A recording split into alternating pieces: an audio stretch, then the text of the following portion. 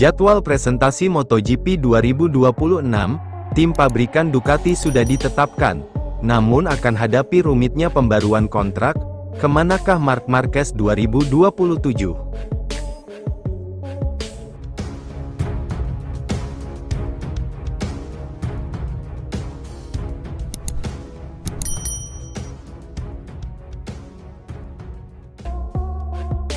Jadwal presentasi MotoGP 2026, tim pabrikan Ducati sudah ditetapkan, namun akan hadapi rumitnya pembaruan kontrak, kemanakah Marc Marquez 2027? Ya bosku, Ducati akan meluncurkan livery barunya, motor Marc Marquez dan Bagnaia untuk MotoGP musim 2026, pada tanggal 19 Januari tahun 2026. Setelah melewati MotoGP 2025 yang dominan, pembicaraan sudah berlangsung antara Ducati dan Marc Marquez untuk kontrak baru musim 2027 dan 2028. Setelah Marc Marquez menunjukkan kekuatannya pada tahun pertamanya bersama Ducati di MotoGP, pabrikan asal Italia tersebut kini menghadapi tantangan duduk bersama dengannya untuk menegosiasikan pembaruan kontrak yang terlihat jauh lebih rumit daripada kontrak awalnya. Filosofi perusahaan yang berbasis di Bologna ini, tidak hanya memungkinkan mereka untuk menyatukan 4 gelar MotoGP terakhir, tetapi juga memastikan bahwa para pembalap terbaik di grid, bersedia untuk melakukan pengorbanan besar, untuk mendapatkan salah satu, dari 6 motor Desmosedici GP yang saat ini tersedia. Di antara mereka, kasus yang paling menarik perhatian, adalah kasus Marquez, yang mengorbankan tahun terakhir kontraknya dengan Honda, dan lebih dari 20 juta euro, atau sekira 388 miliar rupiah, yang terkait dengannya, untuk membalap bersama Gresini pada 2024. Sesuatu yang harus ia lakukan secara gratis, hanya untuk mendapatkan akses ke prototipe yang sangat diidamkan. Persaingannya dengan Jorge Martin, untuk promosi ke tim pabrikan pada 2025, merupakan puncak dari rencana yang telah disusun oleh pembalap asal Katalan itu dalam benaknya. Perekrutan Marquez oleh Ducati, yang diumumkan tepat setelah MotoGP Italia tahun lalu, merupakan hal yang mudah bagi pabrikan motor merah, karena pembalap Spanyol itu, tiba di skuad referensi untuk berbagi garasi dengan Francesco Bagnaia, yang merupakan pemimpin proyek di atas kertas.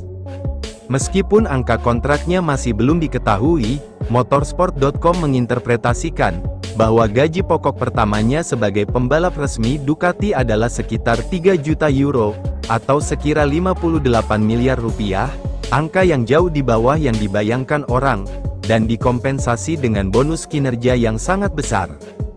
Sebanyak 11 kemenangan yang ia raih sebelum cedera di Indonesia, membuatnya mendapatkan lebih dari 2 juta euro, dalam bentuk bonus berdasarkan hasil. Selain itu, jumlah tambahan sekitar 2 juta euro, telah disepakati untuk dinobatkan sebagai juara.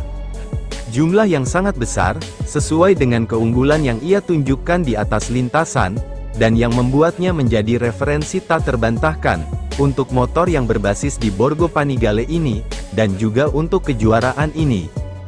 Dengan Bagnaia terbaring di sofa, tersiksa oleh keraguan eksistensial, Ducati kini menari mengikuti irama Marquez, dengan nilai pasarnya kembali ke level, saat ia mendominasi dengan mengenakan kulit Honda.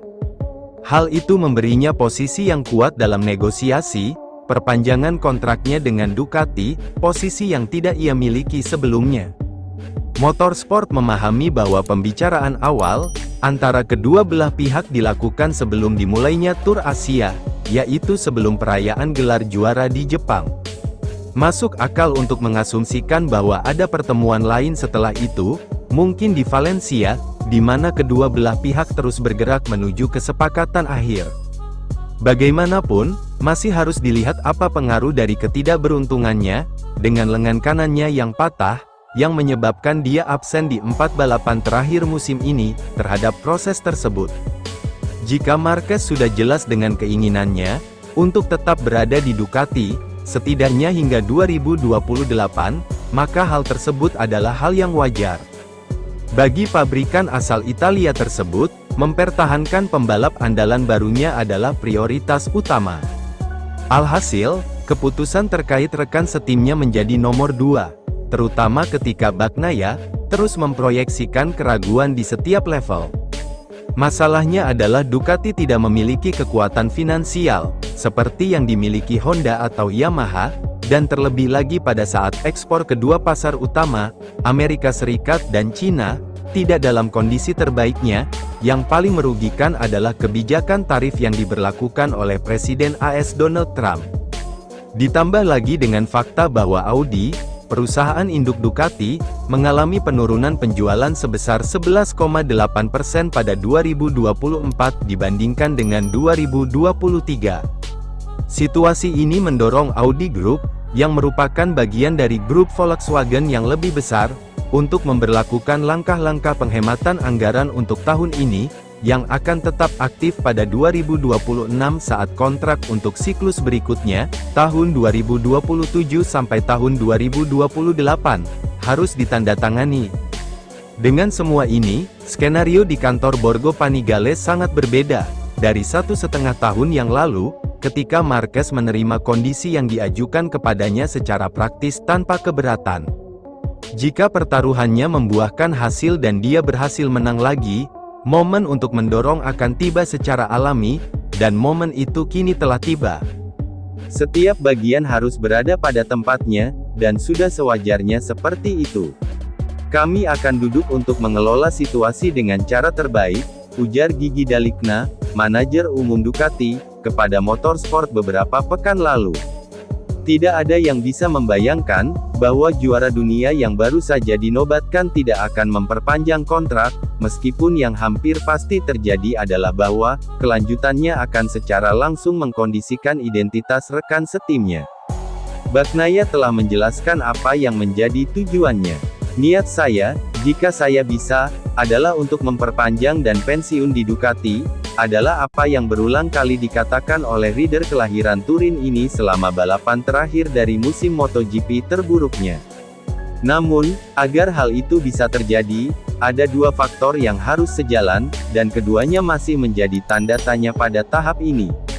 Yang pertama adalah Bagnaia harus pulih dan secara signifikan meningkatkan hasilnya. Yang kedua adalah ia harus bersedia menurunkan tuntutan finansialnya. Jika tidak, maka antrean pembalap yang menunggu untuk mengambil motornya, akan memanjang hingga ke ujung padok.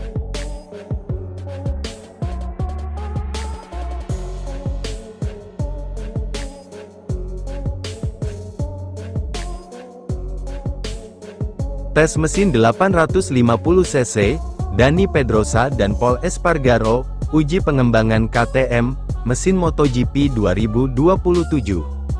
Ya bosku, KTM hari ini berada di sirkuit Jerez Spanyol, untuk menguji spek mesin 850 cc, bersama Pol Espargaro, dan Dani Pedrosa. Pabrikan Austria, telah memulai pengujian mesin baru, yang dirancang khusus untuk menghadapi perubahan, regulasi teknis pada 2 musim ke depan. Red Bull KTM, telah mengambil langkah besar pertama, menuju era baru MotoGP, dengan menjalankan prototipe mesin 850 cc, untuk kedua kalinya, dalam tes Jerez di sirkuit Angel Nieto. Pengujian ini menghasilkan pembacaan daya pertama, dari sebelumnya ada tes di Austria, dari mesin yang dirancang untuk beroperasi sepenuhnya, dengan bahan bakar non-fosil, sebuah persyaratan inti dari tujuan keberlanjutan olahraga yang akan datang. Sesi ini menandai dimulainya fase pengembangan baru, saat KTM mempersiapkan motornya, untuk pengujian di trek menjelang musim 2027. Mulai 2027, MotoGP akan menghadirkan generasi motor baru, yang bertujuan untuk membuat balapan lebih aman, lebih berkelanjutan, dan lebih kompetitif. Kapasitas mesin akan turun, dari 1000 cc, menjadi 850 cc, untuk mengurangi kecepatan tertinggi, atau top speed, serta meningkatkan efisiensi. Sementara elemen aerodinamika, akan disederhanakan, untuk mendorong balapan yang lebih dekat, dan lebih banyak aksi menyalip. Perangkat ride height dan hole shot, akan dilarang untuk meningkatkan kendali pembalap, dan semua motor akan menggunakan 100% bahan bakar berkelanjutan, yang mencerminkan tujuan lingkungan olahraga ini.